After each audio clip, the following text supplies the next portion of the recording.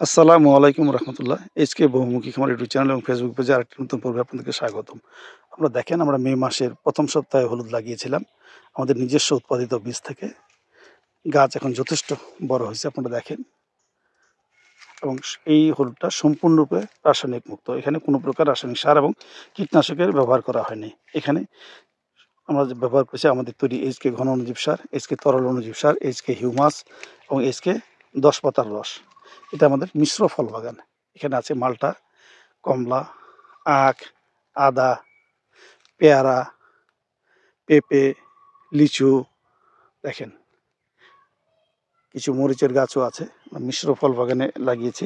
আপনারা যারা এভাবে মিশ্র ফল বাগান করতে চান, ইনশাল্লাহ করতে পারবেন। রাসায়নিক মুক্ত করতে পারবেন।